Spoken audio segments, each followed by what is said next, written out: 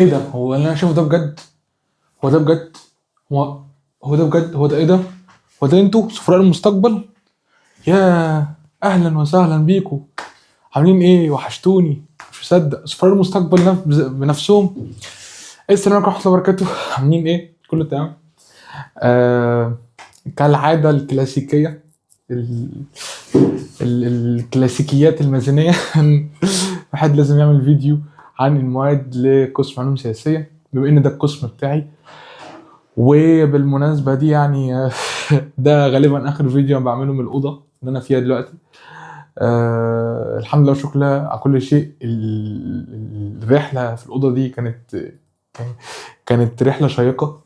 بس يعني غالبا في ناس ممكن تكون بتشوف الفيديو من 2023، دفعة 2023. يعني أنا بدأت الفيديوز على القناة دي في الكلية لدفعة 2023، فبقى لنا سنتين مع بعض. يا الله، فكانت حقبة كويسة، كان مشوار كويس. وبصراحة المفروض ان انا النهاردة يوم الجمعة الساعة 1 الفجر، يعني كان خلاص خميس، خلاص دخلنا خلاص دخلنا في الجمعة. والنتيجة المفروض انها تظهر النهاردة. تمام. ومفروض ان احنا ننقل، المفروض ان انا اشيل السبورة والحاجات دي الساعة، اللهم صل على النبي، الساعة يعني المفروض ان احنا يعني ننقل الساعة 9. فانا المفروض ان انا اشيل كل ده اصلا وما اعملش فيديوز، ما اعملش كل ده. ولكن حبيت ان انا اسجل واوثق واؤرخ هذه المرحلة بس، ويكون الفيديو ده تكريم للرحلة والمسيرة اللي عملتها في الفيديوز في الأوضة دي على القناة دي. طبعا انا مكبر الدنيا شوية، العلوم السياسية عاملة لي جنون عظمة. ولكن بعيدا عن المصطلحات والألفاظ وكده ولكن فعلا الإنسان في الحياة دي هو مشوار.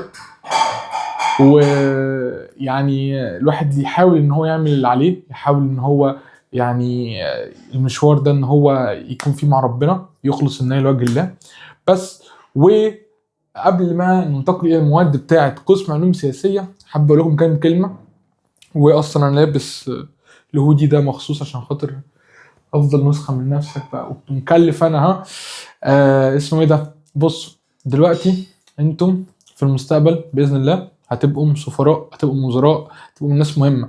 طبعا الموضوع كليشيه وانا بقول سفراء ووزراء وكده، بس انا مش ده اللي انا اقصده. يعني انا عايزك بس تفهم ان انت هتبقى امين عام للامم المتحده. عادي، ممكن المستشار الاعلامي فاهمني لرئاسه الجمهوريه عادي، فاهم؟ فهتبقوا في مناصب كتيره كويسه، هتوصلوا لحاجات كتير حلوه، فاهم قصدي؟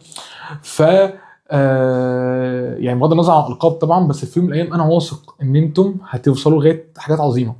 دي حاجه انا عارفها. تمام. انتوا لازم تعرفوا، انتوا كمان بتجتهدوا وتتعبوا وتعملوا اللي عليكم، تمام، عشان خاطر توصلوا للحاجه دي.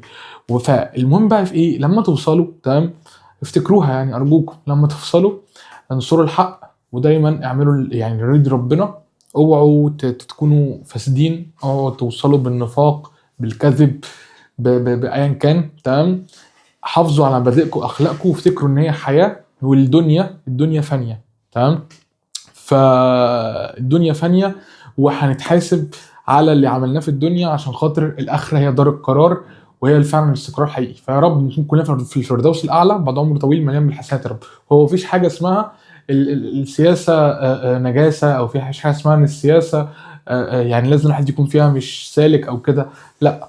تمام. انت ممكن تكون تستخدم السياسه بما يرضي الله، انك انت تعمل حاجات كويسه، انك انت تساعد المحتاجين فعلا، انك انت تعمل حاجه كويسه. فدي نصيحه يعني مني ليكم. ارجوكم افتكروا كلامي. انا اصلا عارف ان انتوا هتوصلوا، فاهم؟ يعني فكره ان انتوا مش هتوصلوا دي او هتوصلوا، لا، دي انا متاكد ان انا حاسمها. الفكره بقى في ايه؟ نوصل ازاي. فلو سمحتوا، لو سمحتوا اجتهدوا، ابنوا نفسكم، عشان خاطر لو انت ما اجتهدتش وبنيت نفسك هتلاقي نفسك ضعيف. يعني ضعيف من المهارات وكده. فهتضطر انك تستخدم اساليب عشان توصل، مش حلو، فاهم؟ فاجتهد واتعب واشقى على نفسك عشان خاطر ايه؟ ربنا يكرمك عشان توصل لحاجه كويسه. تمام. دي حاجه كنت حابب ان انا اقولها. ما تخليش الحاجات السياسيه اللي تدرسها وميكافيلي ومش عارف ايه وبتاع، والافكار الليبراليه الغربيه اللي ربنا يسامحها يعني، بتتخليهاش تاثر عليك. تمام.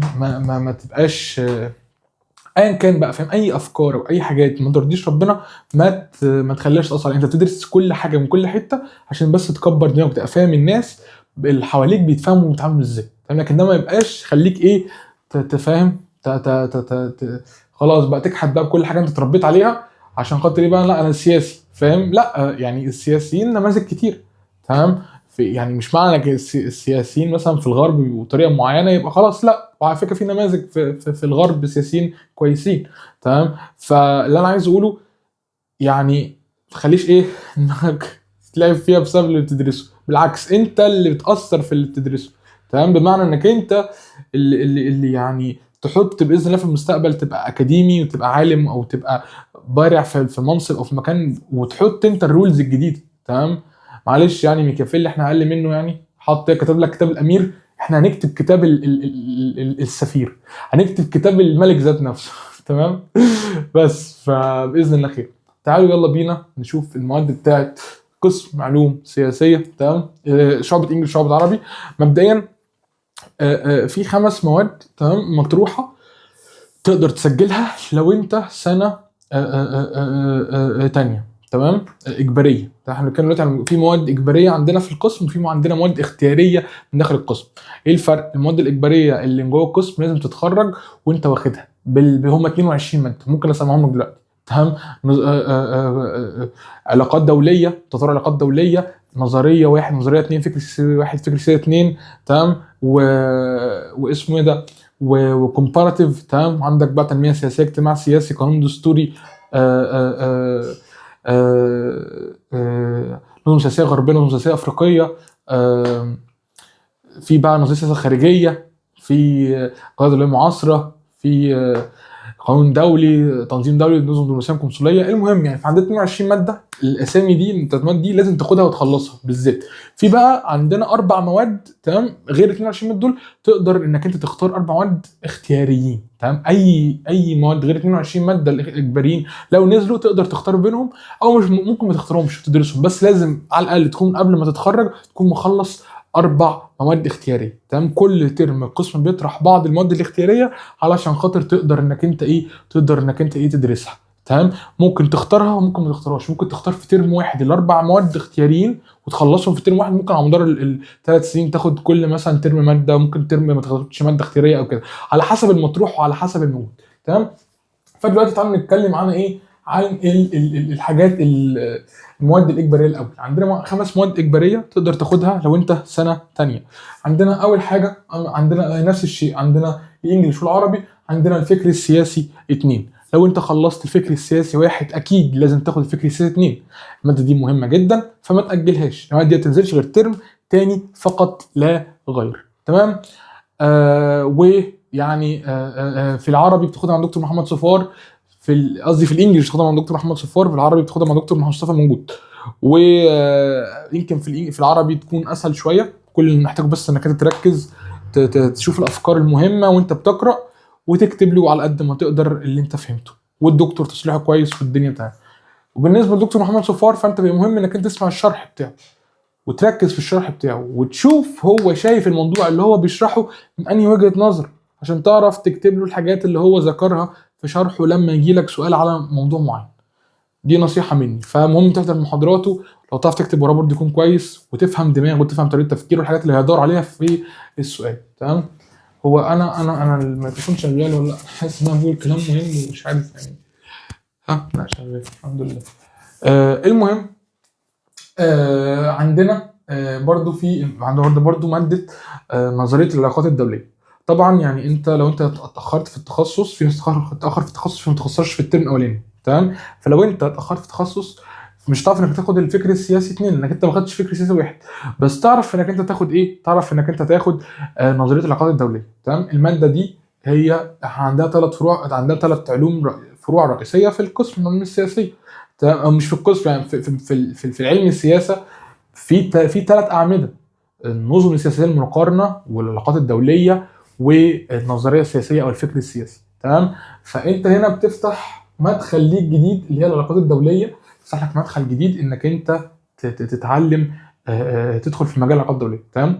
نظريه العلاقات الدوليه في كلا الشعبتين هياخدوها بالانجلش، تمام؟ لو انت عربي او انجلش هتاخدها بالانجلش، تمام؟ ولازم انك انت تنجح فيها بسي ماينس على الاقل، تمام؟ عشان خاطر ايه؟ عشان خاطر ما تعدهاش تاني. ممكن تنجح فيها بدي، دي يعني 60 من 100، سي ماينس هي 65 من 100. الشرط بتاع 65 ده عشان خاطر لو انت مش هتعرف انك انت تجيب يعني عشان خاطر لو انت يعني ناجح جايب 60 في 60 من 100 بالظبط، انت معنى انك انت ناجح على الحركرك. ممكن تكون حتى تكون مزقوق، ممكن تكون جايب 52 وزقوك، فهم لا عايزين يتاكدوا انك انت على الاقل متمكن من الماده اللي هي مهمه. واحنا عندنا 4 مواد يعني نفس الشيء، عندنا كومباراتيف لازم تجيب فيها سي ماينس، والنظريه في نظريه العلاقات الدوليه محتاج تجيب فيها سي ماينس، النظريه السياسيه 1 والنظريه السياسيه 2. تمام. ف شد حيلك كده والجدع، وماده سهله على فكره اللي بيديها دكتور هايدي كارس ودكتور رانيا السباعي. وفي انجلش بيبقى في دكتوره زياده مش فاكر اسمها ايه، بس بتبقى في دكتوره زياده بس في نفس برضه بيبقى نفس الكونتنت شبه بعض، لكن الفرق ان بتوع يعني انجلش بيبقى الريدنجز تبقى برضه ايه مطلوب منهم زياده. تمام. بتوع عربي بتبقى الدنيا اسهل شويه، بس نفس الدكتور نفس المحتوى. تمام. الدنيا سهله، الدنيا بسيطه بجد. العلاقات الدوليه مهمه جدا وسهله. لو انت عربي وخايف من الماده انها بالانجلش ما تقلقش، خدها اسمع مني بجد سهله، بس اهم حاجه تقبل عليها. احضر بس السكاشن، اعمل ابحاثك ارجوك. تمام. والدنيا تأتى. في عندنا بعد كده ثالث ماده تقدر انك انت تاخدها، وهي قاعه البحث. لو انت خلصت مناهج البحث تمام في الترم الاولاني تقدر تاخد قاعه البحث، ويا ريت تاخدها وتخلصها. قاعه البحث ما بتفتحش مواد تانية في المستقبل. تمام. هي تفتح مشروع التخرج بس، مشروع التخرج بيتفتح بشرط قاعه البحث وانك تكون في سنه رابعه. فلو انت حصل خدتها في سنه ثالثه مش هيحصل حاجه. تمام. ولكن لو تقدر تخلصها دلوقتي خلصها. تمام. هي نازله الماده هي قاعه بحثيه، بمعنى ماده قاعه البحث هي هتبقى عباره عن ابحاث. مش هيبقى في عندك الاول مره في قسم العلوم السياسيه تاخد ماده هو يا معلم ما فيهاش ايه ما فيهاش امتحانات، تبقى كلها ابحاث. تمام. تحتاج انك تحضر، محتاج انك انت الدكتور يبقى عارفك، انك تعمل برزنتيشن، انك انت تحضر الموضوع. هو اللي هيطلبه منك في الماده. تمام.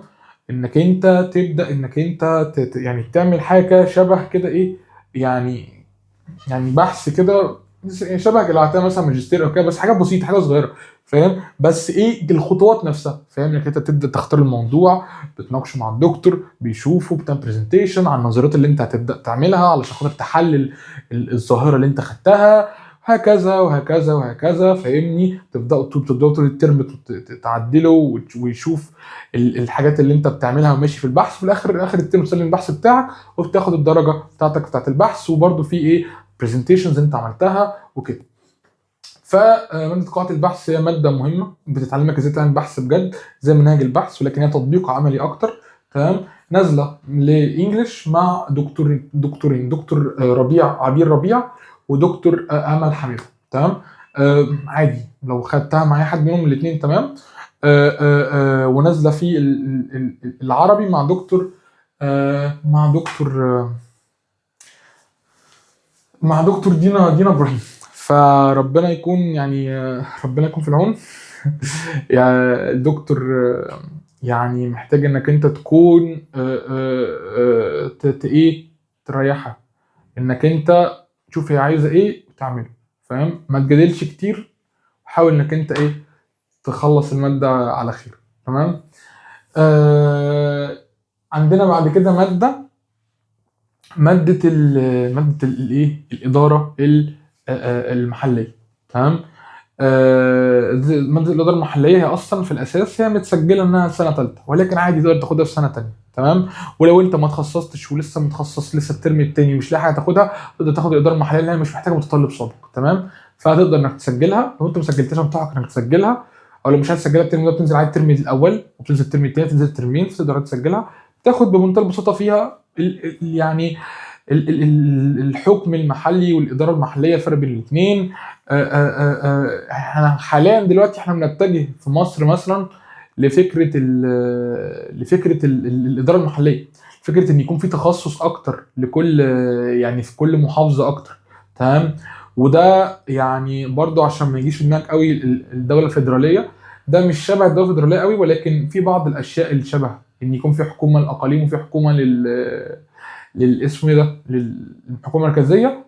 ده مش شبهه قوي، ولكن يعني في حاجات متوافق معاه فيه. تمام. فكره انك انت ايه يبقى كل محافظه هي مسؤوله اكتر عن الاداره مثلا المؤسسات بتاعتها مش بتاعتها. تمام.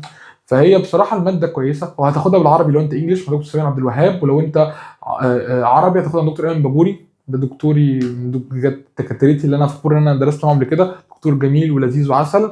يعني بيقولوا له ايه مازن بيسلم عليك، يعني هو عارفني كويس جدا. قول له بس مازن بيسلم عليك، وماليش دعوه اسقطك. لا لا بهزر بقى. فبيقولوا له مازن بيسلم عليك وكله تمام. اسمه ايه ده؟ عندنا غير الاداره المحليه طبعا. آه، عندنا الاداره المحليه مع الدكتور سامي عبد الوهاب بالعربي لو انت انجلش تاخدها. وعندنا اخيرا قانون دولي، غالبا انت ممكن تكون اخدته في الترم الاول، تمام؟ فلو انت اخدته في الترم الاول، لو انت سنه ثانيه خلاص مش تحتاج انك انت تاخده في سنه يعني ثالثه، في قصدي في الترم الثاني، لانه خلاص تمام. ولكن لو انت ما خدتوش فاخده. ممكن تكون ان انت ما لحقتش تتخصص مثلا ولسه متخصص، فكويس فرصه خده. ممكن تكون ما سجلتوش اي سبب، سجل تمام تخلصه، لان هو بيفتح تنظيم دولي في سنه ثالثه، فلازم تكون مخلصه تمام. القانون الدولي اللي بتاخده بالعربي للشعبتين، سواء كنت عربي او انجلش تاخده بالعربي. واللي بيدرسه في انجلش دكتور ابراهيم منشاوي، من الدكاتره الممتازين، وسهل يعني الدراسه معاه سهله. خليك بس احضر معاه والدنيا تبقى تمام. دكتور ممتاز. و عندنا برضو اسمه ايه ده، في العربي دكتور محي. دكتور محي ده من اطيب الدكاتره اللي انا عرفتها بصراحه. في مره كان المحاضره كانت زحمه، فما كانش ما كان في بنات كانوا ورا لسه داخلين مش لاقي مكان، الاماكن كانت قليله. فهو الدكتور راح كان عايز يقوم ويقعد مثلا بنت من الموجودين واقفين مكان. فالدكتور ده انا بحبه جدا جدا، دكتور طيب وجميل. يعني لو انت عربي وتاخدها معاه يبقى حاجه كويسه جدا. طبعا دكتور ابراهيم منشاه برضو انا خدت معاه ديمقراطيه. يعني كل الدكاتره دول يعني ربنا يحفظهم يا رب، يعني نشوفهم دايما يعني قدوه باذن الله. دلوقتي عندنا احنا كده خلصنا ايه سنه تانية. لو انت سنه تانية في المواد الاجباريه دي بالنسبه لك المواد الاجباريه هم 5 تمام. غالبا ممكن تكون خدت منهم 2 اللي هم الاداره المحليه والقانون الدولي في الترم الاول تمام. مش فهتاخد منهم 3. فيبقى انت على الاقل يبقى انت لازم تسجل 3، لازم تسجل قاعده بحث، ولا مسجل فكر سياسي 2، ولا مسجل علاقات دوليه. اتفقنا. طيب انت ممكن تكون سجلت علاقات دوليه لو انت كنت عربي، سجلتها ترم اول. الترم ده عشان نزل الترم الاول الترم ده، وفي ناس من سنه اولى سنه ثانيه سجلوها في الترم الاولاني علاقات دوليه. فوقتها ممكن انك انت تاخد قضيه دوليه معاصره، يعني هنجيلها بعد كده. خلينا الاول بس الاول ندخل على سنه ثالثه. لو انت بقى سنه ثالثه علوم سياسيه، في عندك 4 مواد اجباريه رئيسيه لازم تاخدهم ونسجلهم. واول ماده وهي ماده النظريه السياسيه تمام. 2 تمام. ولازم تكون جايب فيها سي ماينس على الاقل عشان خاطر ايه تتخرج تمام. لو انت جبت في النظريه السياسيه 1 دي اللي هي 60 يعني تقدر تاخد النظريه السياسيه 2، لكن هتحتاج انك تحسن النظريه السياسيه 1 عشان تتخرج. لو انت نجحت في النظريه السياسيه 2 بدي عادي، انت كان نجحت فيها بس مش هتتخرج، هتحتاج تحسنها تجيب فيها سي ماينس. فركز بقى انك انت اول مره تجيب على الاقل سي ماينس. هتاخدها مع عربي، تاخدها مع دكتور ابراهيم فوزي، ده دكتوري المفضل تمام. مع كامل احترامي يعني انا المفروض بقى دبلوماسي بقى وبتاع وكده، بس معلش مع كامل احترامي للدبلوماسيه، ده دكتوري المفضل. انا بحب الدكتور، انا بحب الراجل ده معلش. فلو شفتوه او كده بيسلموا عليه، قولوا له مازن بيسلم عليك وبيقول لك او بيحبك جدا. بس اسمه ايه ده؟ دكتور ابراهيم فوزي يعني يا بخت الناس تدرس معاه. ودكتور بقى محمد صفار في انجلش، انا كان نفسي ادرس معاه، هو قامه كبيره جدا. فبرضه ركز برضه معاه، ونفس الكلام اللي قلته على الفكر السياسي ركز معاه. هو ازاي بيشرح، ازاي بالنقط اللي هو بيتكلم فيها اللي بيبقى عايز يوصلها لك لما بيتناول الموضوع من الكتاب. عشان النقط دي لو هو مالكش كاتبها، الافكار اللي مالكش كاتبها مش هيديك الدرجه كامله تمام. فتركز، دماغه ممتازه بجد بجد. فمحتاج انك انت تحضر وتفهم الحاجات اللي هو يعني فاهم اللي هو بيركز عليها. النظريه السياسيه عامل زي الفكر السياسي، بس تطور الفكر السياسي شويه، لانك انت يعني فاهم يعني بدل ما هي مجرد افكار، هي بقت يعني نظريات مدعمه نوعا ما بادله منطقيه، وبقى فهمني وبقت متطوره شويه تمام. فهناخد الفكره نوصلها لغايه نظريه فاهم. فالموضوع بيبقى يعني بروفيشنال اكتر، والموضوع بيبقى حلو وبيبقى لذيذ تمام. والنظريه السياسيه فرق بينها وبين الفكر السياسي. الفكر السياسي بيتكلم عن الانسان، الفكر بتاع واحد معين، مش عارف الشخص ده شخص اسمه مش عارف حمبوزو اللوي بوزو، هو فكر حمبوزو اللوي بوزو تمام. هو ده بيفكر في كذا، فاكر مثلا ان هو مثلا الارض مسطحه، ده فكره فاهم، هو بيفكر كذا فكر. فانت بتاخد شخص مثلا معين وبتتناول افكاره. في النظريه السياسيه انت بتاخد ظاهره معينه والافكار اللي حواليها من قبل ناس كتير، فاهم؟ تتناول فكره الارض، وبتتناول بقى ايه، والله حبوزه لا يجوز وقال ان هي ايه، انها مسطحه. مش عارف سيد مش عارف مين قال انها لا، انها مش مسطحه، انها كرويه. مش عارف مين قال انها اصلا سلحفه وعايمه على ميه، مش عارف ايه. فانت ما تتناولش الاشخاص اكتر، لكن تتناول النظريات حوالين الاشياء. تمام. ده كان الفرق بين النظريه والفكر يعني. آه عندنا ايه كمان؟ المفروض ان انا ايه، الم حاجتي والم الصوابير والم كل حاجه الاوضه وايه، عشان اعذب كمان كام ساعه. ده اللي انا بعمله حرفيا. تمام. ده اللي انا دلوقتي ايه بعمل، سايب كل حاجه فبدوني معاكم ده حلو. بدوني معاكم ده حلو. تمام. انا عايز بس اعرف بس الفيديو شغال ولا ايه، ولا بكلم نفسي؟ لا الحمد لله. اللهم صل على النبي، اللهم صل على النبي، اللهم صل على النبي. المهم عندنا برضو بقى انت سنه ثالثه، تمام، ترم تاني، هتسجل اول حاجه ايه، نظريه سياسيه 2. تاني حاجه هتسجل تنميه سياسيه. تنميه سياسيه بتتفتح لما تكون خلصت الكومبارتيف. تمام. هي يعني هي ماده بحبها جدا، لذيذه جدا علميا، بس في ناس بتشتكي منها.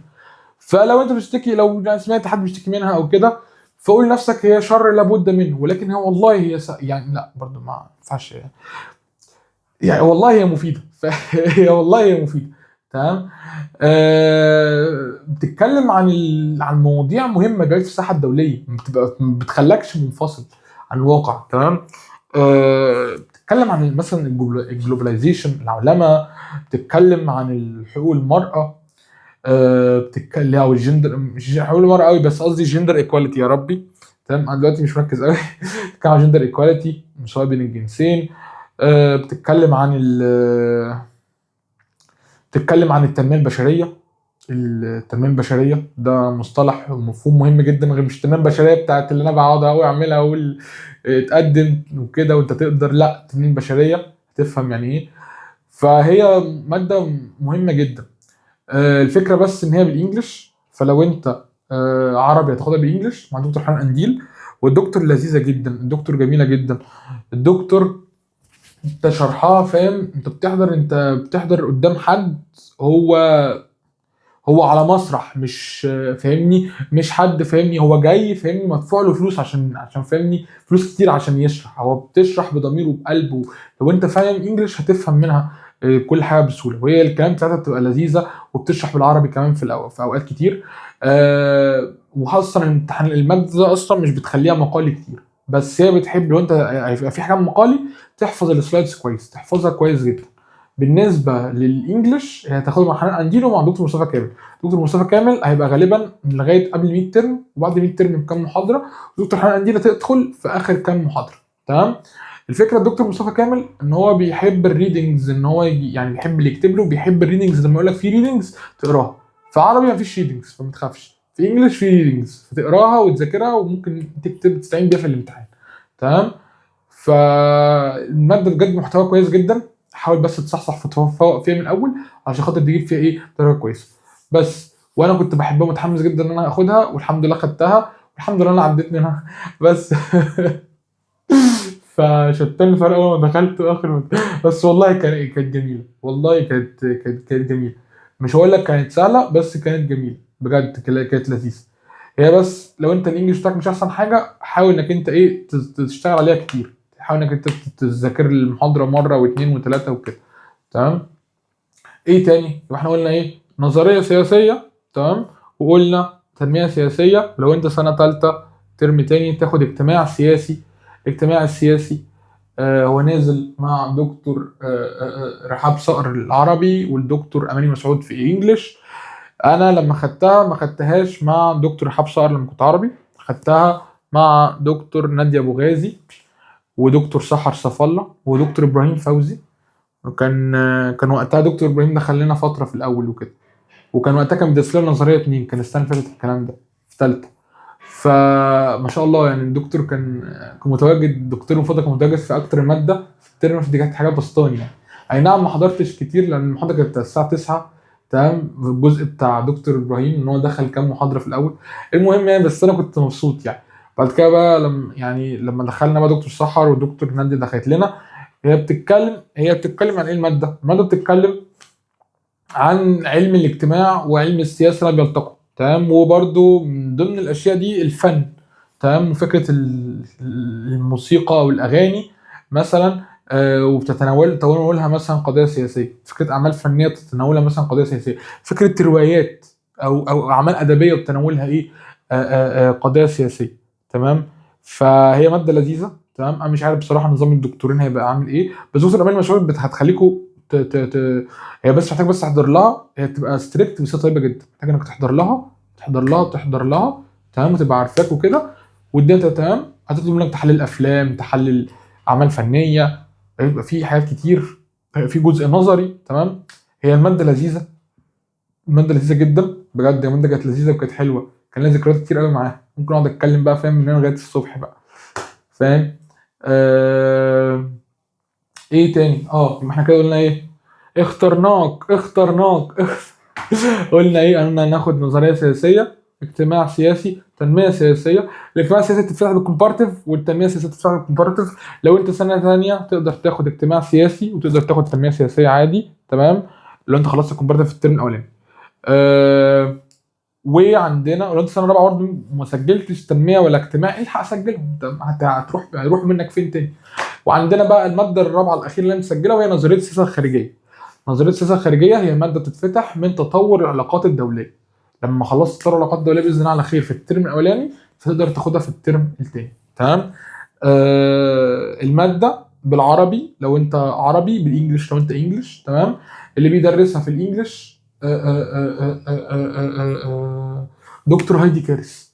نظريه السياسه الخارجيه دكتور هايدي كارث، فدكتور لذيذه جدا اللي كانت بتدرس علاقات دوليه، يعني سهله ولطيفه، كله تمام.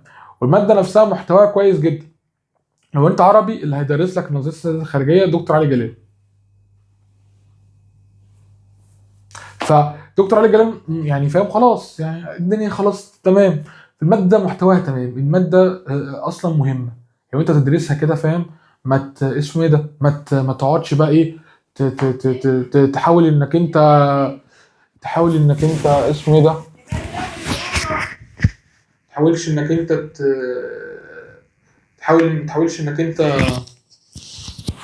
تحاولش انك انت اسمه ايه ده، انك انت انك انت ايه انك انت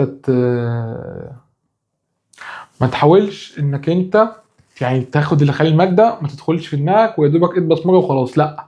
المحتوى بتاع الماده النظريه الخارجيه مهم جدا جدا جدا جدا جدا، تمام. تمام. عندنا ايه؟ عندنا واحد اتنين، عندنا احنا كده قلنا ايه، خلاص انت سنه ثالثه، خلاص تمام. الماده الاجباريه خلصناها، قلنا ايه، نظريه السياسه الخارجيه، النظريه السياسيه، اجتماع سياسي، تنميه سياسيه، تمام. و نيجي بقى لسنه رابعه. سنه رابعه اللي مطروح في انجلش نظم سياسيه في افريقيا وقانون دستوري، في عربي نظم سياسيه في افريقيا وقانون دستوري وقضايا دوليه معاصره. قضايا دوليه معاصره لازم تاخدها وتكون خلصتها، تمام. ان هي بتتفتح من الاي ار، الماده بالانجلش لو انت عربي. وانا مثلا كمثلا هسجلها. وفي برضه النظم السياسيه في افريقيا، تمام. النظم السياسيه في افريقيا بهتها بالانجلش مع دكتور رؤية توفيق، حتى لو انت عربي، تمام. وانا هسجلها برضه، دول مادتين اللي انا هسجلهم يعني من سنه رابعه، يعني من ماده رمز، لان انا خلصت كل الباقي ده، تمام. كل الباقي ده انا خلصته، ما عدا ايه، ما عدا القضايا الدوليه المعاصره، وما عدا ايه، نظم سياسيه في افريقيا، تمام. قانون دستوري تقدر تاخده لو انت سنه ثالثه، برضه نص سياسه في افريقيا بتقدر تاخده انت في سنه ثالثه او ثانيه، طالما انت ايه خلصت كومبارتيف. يعني متطلبات الكومبارتيف، متطلبات القانون الدستوري والنظم السياسيه في افريقيا انك تكون مخلص كومبارتيف، تقدر تاخدهم في اي سنه، تمام، مخلص كومبارتيف. والقواعد المعاصره انت خلصت العلاقات الدوليه اللي انت في سنه ثانيه تقدر تاخدها. فلو انت لو انت كنت عربي وخدت نظريه العلاقات الدوليه في الترم الاولاني، فتقدر عادي تاخد القضايا الدوليه المعاصره عادي في الترم الثاني، تمام. قانون دستوري نازل مع دكتور محمود حمد مع الانجليش، وفي العربي نازل، انا لما خدته السنه اللي فاتت خدته مع دكتور رامز ابراهيم. هو نازل السنه دي مع مستشارين اتنين، فواضح ان هم جايبينهم من كليه حقوق، فواضح ان هم هيدرسوا ايه الماده ايه، مش بطريقه سياسيه على قد ما تكون طريقه ايه، بطريقه يعني بطريقه ايه، زي حقوق يديك النص، فاهم، وتذاكر زي مبادئ القانون واحد. فاهم؟ فاعتقد الماده تبقى لذيذه، بس انت هتذاكر القانون الدستوري حرفيا بس. فدي هي المواد. تمام. لو انت سنه ثالثه عادي عايز تاخد قانون دستوري، نظم سياسات افريقيا، خدهم. نظم سياسات افريقيا بتنزل ترم اول بس طبيعي، بس هي منزلينها ترم تاني ليه؟ هقول لك انا. لان هي الماده دي ينفع انك تاخدها لو انت كنت ماينر سياسه. مفيش اي مواد ممكن تاخدها لو انت كنت ماينر سياسه تقريبا غير النظم السياسيه في افريقيا. تمام. وتقريبا برضو ممكن السياسه الخارجيه تقريبا تنفع على ما اعتقد. القانون الدولي، القانون الدولي برضو تنفع تاخدها. فاعتقد هما مادتين بس، فان هما يطرحوا مادتين، يكون في مادتين من قسم تقدر تاخدهم ماينر، اعتقد ده يعني قليل نوعا ما، بس الرينج ده معقول. فلو كان ماده بس واحده اعتقد كان في مشكله. فهم مخلين النظم السياسيه في افريقيا نزلها الترم ده، بس هتنزل على الترم الثاني السنه اول ترم عادي. فتقدر تاخدها وانت في سنه رابعه اول ترم، هي اصلا سنه رابعه اول ترم، او تقدر تاخدها سنه ايه، سنه ثالثه، يعني انت في سنه ثالثه عادي اول ترم، وممكن تاخدها دلوقتي سنه ثانيه او ثالثه او رابعه. تمام. احنا كده خلصنا ايه المواد الاجباريه. نيجي بقى ايه المواد الاختياريه. احنا عندنا عندنا نازل الترم ده، نازل عندنا حوالي نازل 9 مواد و7 مواد، 9 مواد العربي و7 مواد الانجليش. انا نصيحتي كمازن، لو انت مش لاقي مواد يعني عدله اختياريه او كده، ما تختارش. حاول انك انت تملى كل الاجباري. اول لما تلاقي انك انت الاجباري خلاص انت خلصت الاجباري، يبقى وقتها باخد اختياري. يعني انا كمثال ايه، انا السنه اللي فاتت انا خلصت قانون دستوري، خلصت اجتماع سياسي، خلصت تنميه سياسيه، خلصت نظريه سياسيه، خلاص كنت هفرقع سياسه. تمام. وخلصت برضو سياسه خارجيه، خلصت برضو اسمه ايه ده، في ماده كمان برضو كانت كانت لا كانت اداره استراتيجيه، كانت تبع ماينر الاداره. فاسمه ايه ده، فانا خدت 5 مواد الترم اللي فات اجباريين من قسم السياسه من ترم تاني بس. فانا الترم ده ما عنديش بس غير ايه، غير اسمه ايه ده افريقيه، واسمه ايه ده وقضايا العلوم المعاصره. تمام. فانا مرتاح، انا كمازن انا خلاص بقى قربت اخلص، انا مرتاح. فاهم قصدي؟ فلو انت يعني فاهم انت عايز ترتاح برضو وانت في رابعه او انت في اخر فتراتك في الكليه، فحاول تخلص المواد اللي بتنزل ترم تاني. تمام. الاجباريه خلصها عشان دي تنزل مثلا سنه رابعه ما يبقاش عندك مواد اجباريه انت عايز تاخدها، وتقدر انك تختار بقى براحتك. فانا دلوقتي غالبا هاخد مواد اختياريه الترم ده كتير، يعني هاخد حوالي 3. انا ما خدتش غير ديمقراطيه بس، حقوق انسانيه كانت اختياريه. فنصيحتي لو انت لسه قدامك ماده اجباريه، خلص الاجباري الاول بعد كده ادخل في الاختياري. فاهم؟ بس عندنا 7 مواد و9 مواد زي ما قلت، 9 مواد العربي و7 مواد ايه الانجليش. عندنا في من ضمنهم من ضمن يعني ال9 مواد العربي، في من ضمنهم 5 مواد هتاخدهم مع بتوع انجليش. تمام. هيبقى في، وفي من ضمنهم 4 مواد بالانجليش، في من ضمنهم ماده بالعربي. بتوع عربي بتوع انجليش هياخدوها بالعربي، وفي 4 مواد بتوع عربي هياخدوها بالانجليش هم سجلوهم. ايه هم بقى المواد دي؟ احنا دلوقتي عندنا لو احنا جينا كده الانجليش هنلاقي عندنا المرأة والسياسة، وعندنا الثقافة والسياسة العالمية. عندنا مادتين بالانجليش. تمام. مرأة والسياسة وثقافة والسياسة العالمية. دول هم للانجليش. تمام. والعربي برضو نازلين برضو بس مع دكاترة بتوع عربي. تمام. مرأة والسياسة نازلة مع عمل حمادة للانجليش، ودكتور امير ابو ثوره نازله الايه اللي هي ثقافه السياسه العالميه بالانجلش. بالنسبه للعربي فهي نازله دكتور صلاح عبد الصبور ودكتور دكتور ناديه مصطفى. دول الناس اللي كانوا ايه، دي اللي هي ماده ايه، ماده الثقافه السياسيه العالميه. دول الناس اللي كانوا بياخدوا تطلقات دوليه في عربي، هم اللي يبقوا عارفينها. بجد كان كومبينيشن حلو. وعندنا برده مرة اساسا نزل ابراهيم منشاوي، دكتور ابراهيم منشاوي هي برده نازل قانون دولي. فتمام. ماده كويسه. المادتين بقى عباره عن، يعني المادتين سواء انجلش او عربي، عباره عن انهم ماده قاعده بحث، محتاج تكون خلصت قاعده بحث عشان تاخدهم. تمام. هيبقوا عباره عن ابحاث بس، محتاج تكون خلصت قاعده. فعلى الاغلب انت مش هتعرف تاخدهم لو انت سنه كام، لو انت سنه ثانيه هيبقى انت محتاج تاخدهم لو انت سنه ثالثه، تعرف تاخدهم يعني سنه ثالثه او رابعه. تمام. هي ماده قاعده بحث عشان انت ليك في الابحاث وعايز تريح من الامتحانات والمذاكره والدح وكده، خدهم. بس تعرف بقى تحضر بقى وتعمل برزنتيشنز وهكذا وهكذا وهكذا. تمام. في عندنا بعد كده يعني خلاص دي المواد دي مادتين، في مادتين بس مستقلين كده بتوع انجلش بس، هم اللي ايه هياخدوهم بتوع انجلش بس. الباقيين بقى هتلاقيهم مشتركين مع بتوع عربي. تمام. عندنا بتوع العربي الماده المستقله الاختياريه بتاعت عربي هي زي ما قلت لك مرأة والسياسه او الثقافه العالميه. وعندنا في المجتمع المدني دي ماده مع دكتور ميم عبود، دي ماده بالعربي برضه ماده قاعده بحث، محتاج تكون خلصت كومباراتيف عشان تاخدها. تمام، فممكن تاخدها وانت في سنه ثانيه عادي. تمام، بس ماده قواعد بحث هيبقى عباره عن 4 ابحاث، كل واحد 25 درجه، وهتطلع تعمل برزنتيشن عن كل بحث. تمام، انا كنت خدتها قبل كده بس عملت لها دروب قبل ما يعني باب الدروب يقفل، لان انا الابحاث بالنسبه لي بحس انها ايه يعني فاهم مفتوحه بالنسبه لي، فممكن تاخد مني طاقه زياده، وانا فاهم انا عايز اتعلم اكتر ما اعمل ابحاث. فاهم قصدي؟ ده كان وجهه نظري، خدتها من سنه يعني، سجلتها من سنتين اصلا، كنت لسه مخلص كومبارت. فمش عارف يعني لو انت سنه تانية ما مش عارف خلاص خدها. لو انت مش لاقي مواد تاخدها يعني خدها لو انت خلاص كومبارت، بس ما انصحكش قوي انك انت تاخدها من سنه تانية. ممكن خلاص لو انت سنه ثالثه تكون بقى ايه استقريت بقى، انا عايز اخد مجتمع مدني، فاهم؟ مش عشان انت مجبر انك تاخده. فالمجتمع المدني برضو اختياري، وعندها برضو قراءات متقدمه في النظم السياسيه المقارنه زي ما دكتور مي اسامه. انا بعت لها سالتها الماده طب بالانجلش ولا لا، لسه ما ردتش عليا، بس غالبا هتبقى بالعربي وهتبقى ميكس، فاهم ان هي فاهم تقدر تاخدها لو انت خلصت النظم السياسيه المقارنه. تمام، فدي تقدر تاخدها لو انت في سنه ثانيه برضو عادي. انا ما اعرفش بصراحه نظام الماده ايه ولا عندي ايه معلومه عنها، بس دي المواد ايه اللي دول بتوع عربي وبتوع انجلش. في مواد بقى عندنا عندنا 5 مواد مشتركين بين انجلش وبين عربي. عندنا اول ماده تمام، المواد المشتركين بين انجلش وبين عربي دول يعني بمعنى ايه؟ انك انت تاخدهم في نفس القاعه مع نفس الدكتور بنفس الميعاد، هم تمام. ايه هم بقى المواد دول؟ ايه هم بقى المواد؟ إيه هم بقى؟ انا خلاص انا تعبت من القعده يعني، انا تعبت من القعده بجد. المهم ايه هم المواد دول؟ عندنا علم النفس السياسي مع دكتور مازن حسن انا بصراحه هسجل علم النفس السياسي. الماده دي بتبقى بالانجلش تمام، وانت لو عربي تقدر تاخدها بس تاخدها بالانجلش. تمام، فعلى الاغلب انا ايه يعني انا هقابل قسم انجلش يعني هناك، نلتقي هناك. علم النفس السياسي الماده دي هتبقى امتحانات عادي، مش هتبقى ماده بحثيه، هتبقى امتحانات عادي. تمام، دكتور مازن حسن اصلا كان دكتور كان مسافر بره، ومحتاج تركز معاه، محتاج هيبقى فاهم عايزك تتعلم بجد، ففاهم فهتعمل مجهود في الماده، فاهم؟ بس الدكتور درجاته برده كويسه، بس تبقى تكون تعبت معاه خلاص. ده بالنسبه للعلم النفس السياسي. تمام، وساعات بيعمل كويزات كمان الراجل يعني. انا كواحد مثلا مش الابحاث بالنسبه لي مش من مفضلاتي، فالراجل ساعات بيعمل كويزات فزي الفل، هذا هو ذوقي. عندنا برده ماده اسمها السلوك السياسي مع الدكتور شاديه، هتبقى بالانجلش على الاغلب، ده ترجيحي انها تبقى بالانجلش. ليه؟ لان هي تبقى في نفس الميعاد مع مع الايه مع عربي. تمام، ومع انجلش وعربي ياخدوه في نفس الوقت.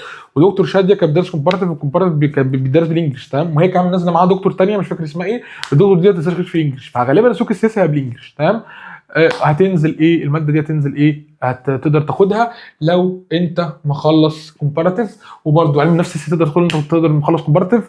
فلو انت سنه ثانيه تقدر تاخد علم النفس السياسي، وتقدر تاخد السلوك السياسي. تمام، انت خلاص كومباراتيف. تمام، فدي متطلبات. في عندنا ماده الوطن العربي في السياسه الدوليه، دي الماده الوحيده اللي هتقابل عربي اللي هياخدها شعبه عربي وانجلش مع بعض. فهنا العربي بينتصر لينا اخيرا والاول مره من زمان، يعني انه انت السلوك السياسي والعلم النفس السياسي بالانجلش، واحنا كعربي هناخدهم مع ايه؟ هناخدها مع ايه؟ مع بتوع انجلش. تمام، ولكن النوت العربي هيبقى بالعربي، وبتوع انجلش هناخدها معاهم بالعربي عادي، او هم ياخدوها معاهم بقى هياخدوها معانا بقى بالعربي.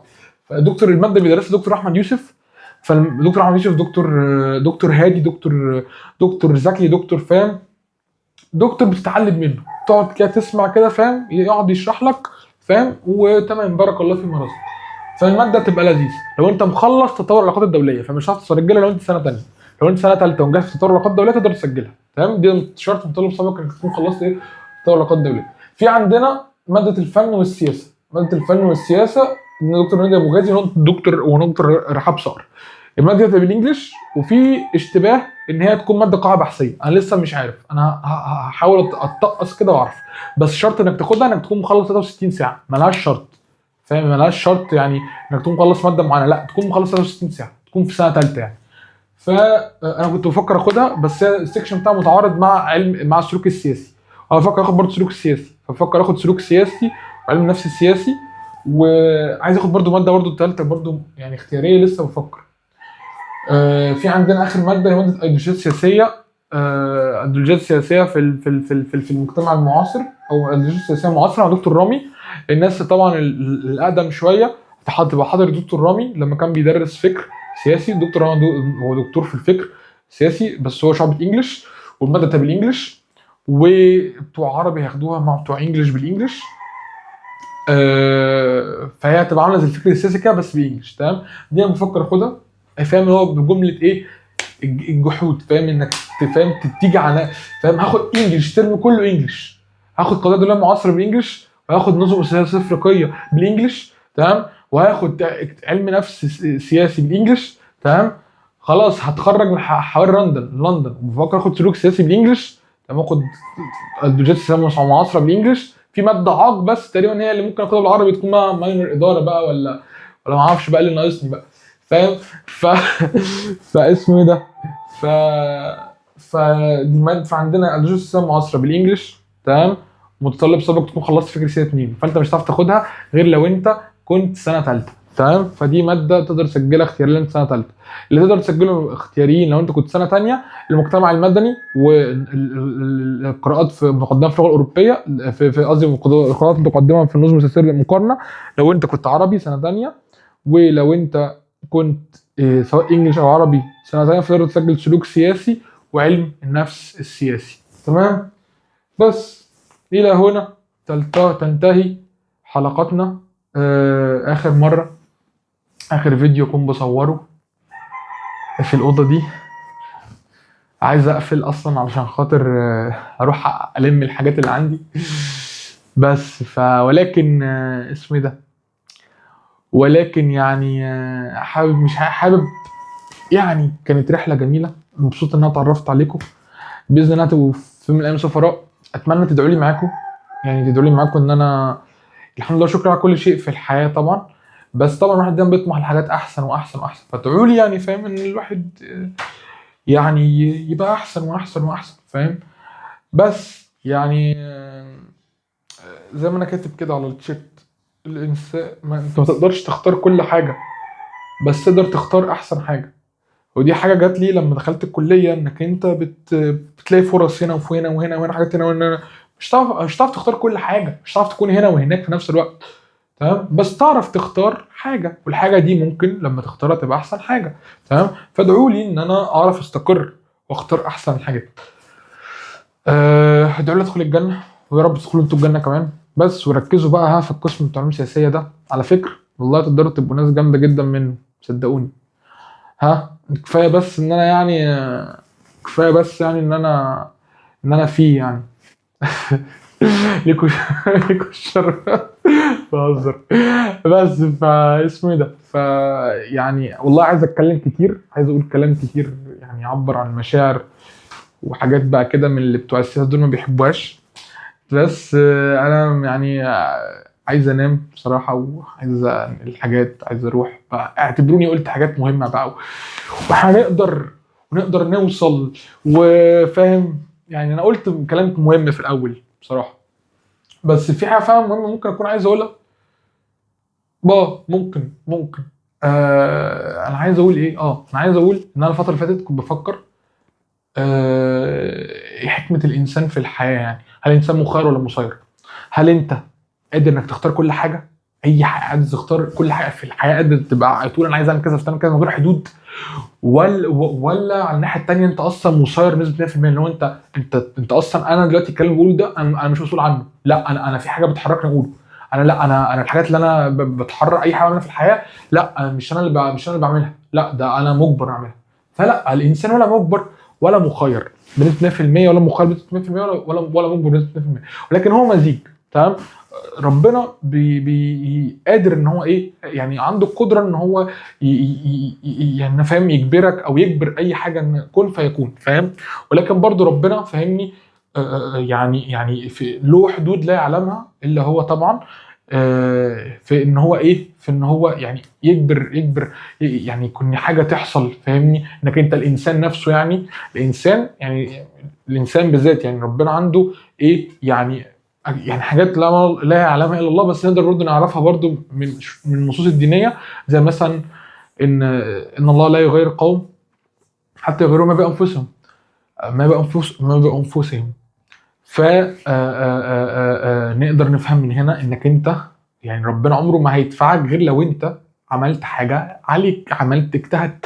فرب يعني فاهم؟ فانت عمر ما اللي انت هتكون فيه ده هيكون فهمني ايه اجبار من ربنا، هو ربنا عايز كده، ده ده بالعافيه. لا، انت تقدر تخرج من اللي انت فيه ايا كان، بس بسعيك. فهي الحياه مزيج. تمام، هي الحياه مزيج ما بين يعني اختيار ربنا وما بين اختيارك، ما بين يعني تسيير ربنا للامور، وما بين سعيك ورغبتك في انك توصل لحاجات معينه. ده بيحصل بقى منين المزيج ده او التوفيق؟ من اتصالك بربنا. انما لما بتتصل بربنا بتبدا انك انت عقلك وقلبك يبدا ان هو يبقى ايه، يفهم ان انت يعني يبدا يستوعب كل حاجه حواليه، ويبدا يستوعب الرسائل ربنا دي. انت اصلا يعني في سوره قاف ايه ربنا ايه يعني بيقول ايه؟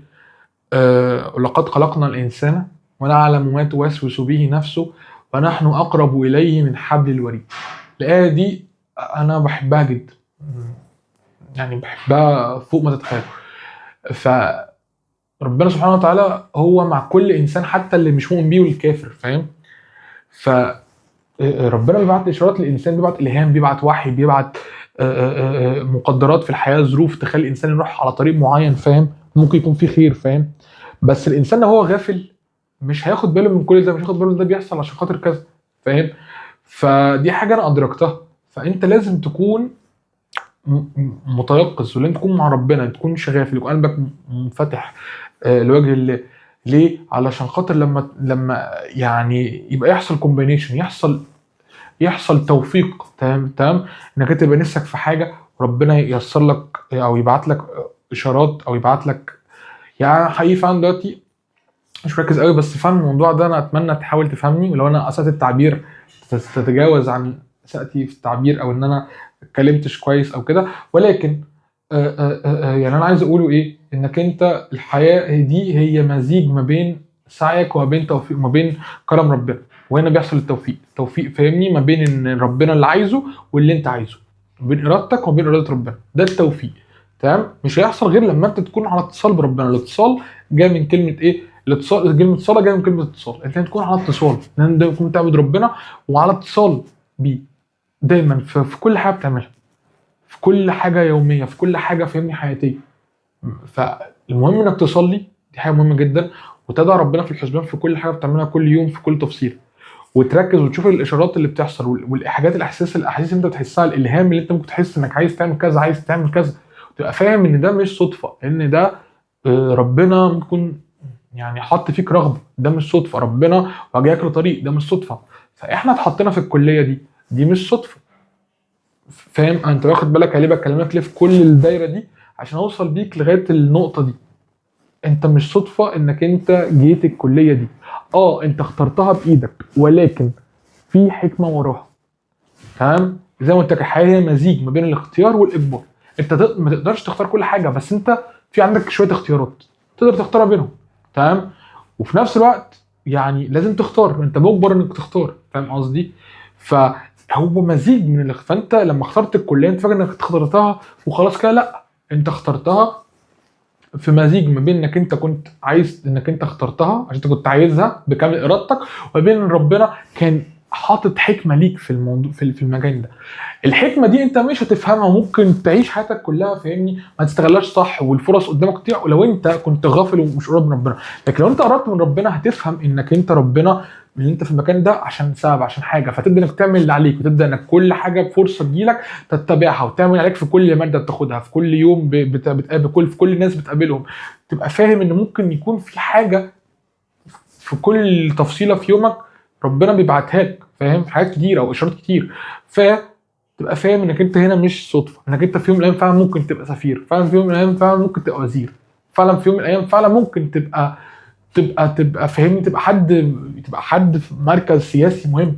تبقى فاهم ان ربنا حطك، اصطفاك انت ممكن تكون جندي من جنوده في مجال معين، لان انت لازم تبقى فاهم كده، صح ولا ايه؟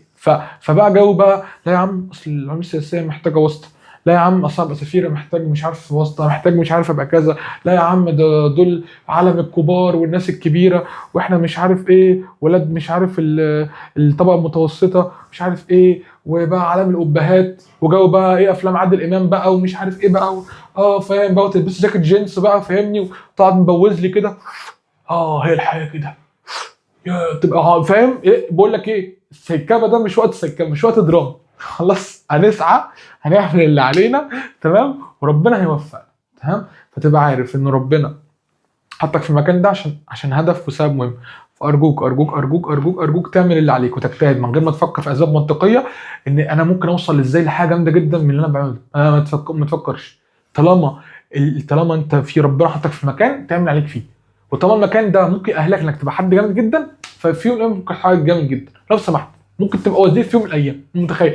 تبقى وزير مش عشان خاطر انت معناه ان عشان انت جامد، لا، عشان زي ما قلت لك هو توفيق ربنا. ربنا عايز كده، وانت برضه كنت بتطمح لكده، فرب يعني حصل توفيق. فهو ربنا عايزك تبقى في المكان ده، تمام، عشان تعمل حاجات كويسه. ولو انت حاجات وحشه فانت هتاخد وزرها وتاخد ذنبها. وفي الاول والاخر زي ما قلت لك الدنيا هي يعني دار، يعني هي فناء مش دار القرار، فاهم قصدي؟ ففي الاول والاخر هتتحاسب على كل اللي انت عملته ده لو انت مش نيتك لوجه الله. فانت ممكن في يوم من الايام تبقى وزير، تبقى حد مهم، ويكون نيتك لوجه الله وتصلح وتعمل حاجات كويسه جدا، وما تبقاش من الناس الفاسدين. تمام. في كل مكان في ناس فاسدين، خلي بالك. ومهم جدا ان دايما الناس الصح والناس الكويسه والناس المهمه تطلع يعني او الناس، يعني الناس الكويسه تكون موجوده في الاماكن المهمه. مهم جدا. فلو سمحت ما تسيبش مكانك مهما كان. خلاص. لو انت حد كويس، او لو انت حتى مش حد كويس، قرب لربنا، حاول تكون دايما ربنا، واسعى انك انت فاهم يعني تستغل شغلات كويسه. انا متخيل ان فعلا ربنا يكون كاتب لك حاجه، ويكون ربنا رايد لك حاجه، وكل شويه الحاجه دي عماله تيجي، تحاول انها تيجي قدامك، بس انت لازم تسعى، لازم تجتهد. وانت ما بتجتهدش ما تسعاش، فالحاجه دي ضاعت. ممكن تضيع، ممكن ربنا يكون يعني فاهم يعني ربنا فاهمني بييسر لك حاجه، او بيسهل لك حاجه، وانت عشان انت مش عايزها، او اصلا غافل او مش مدرك بيها، فانت مش فدي حاجه تخوف اصلا. فاعمل اللي عليك عشان لو ربنا كاتب لك حاجه، او ربنا مديلك فرصه كويسه، تمام، اعمل اللي عليك عشان خاطر توصل الحاجه دي، عشان تكون عملت اللي عليك، ما تكونش قصرت.